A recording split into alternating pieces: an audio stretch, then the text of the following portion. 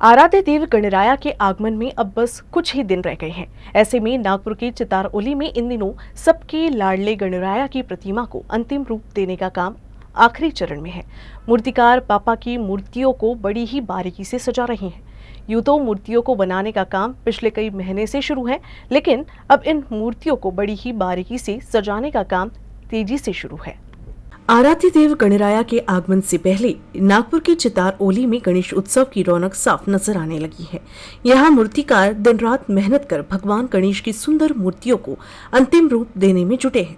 पिछले कई महीने से गणेश प्रतिमाओं का निर्माण कार्य जारी था, लेकिन अब अंतिम चरण में इन मूर्तियों को खास रंगों और सजावट से संवारने का काम तेजी से किया जा रहा है।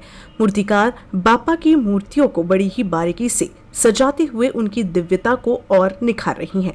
आराध्य देव गणपति बप्पा के आगमन का अब वक्त बहुत ही नज़दीक आ चुका है। अगले बुधवार से गणेश उत्सव की शुरुआत हो रही है और न केवल नागपुर बल्कि पूरा महाराष्ट्र और पूरे देश में 10 दिनों तक बप्पा की विधिवत पूजा अर्चना कर उनको खुश करने के लिए जो भक्त 1 साल से इंतज़ार कर रहे हैं, अब उनका इंतज़ार खत्म होने वाला है। आप देख सकते हैं कि चितारओली में किस तरह से बप्पा के मूर्तियों को अंतिम रूप देने का काम शुरू है।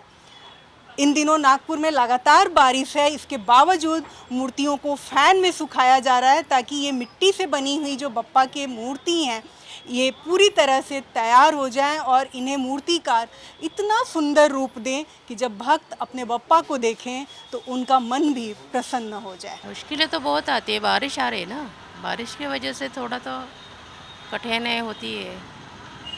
अभी तो हमारी मूर्ति सूखी है और हम लोग काम कर रहे हैं।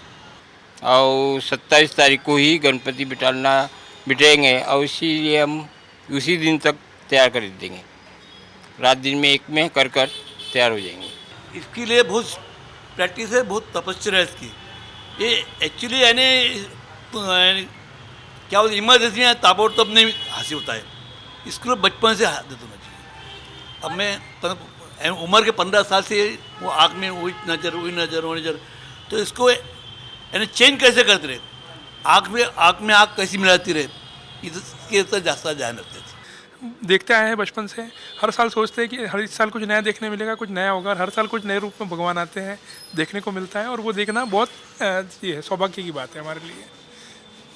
मैं उसको वर्ड में डिस्क्राइब नहीं कर सकता। आकर्षक रंगों, चमकदार आभूषण और भावपूर्ण शिल्पकला से सजी ये मूर्तियां जब पंडालों और घरों में विराजमान होगी तो भक्तों का मन आनंद और भक्ति से भर उठेगा।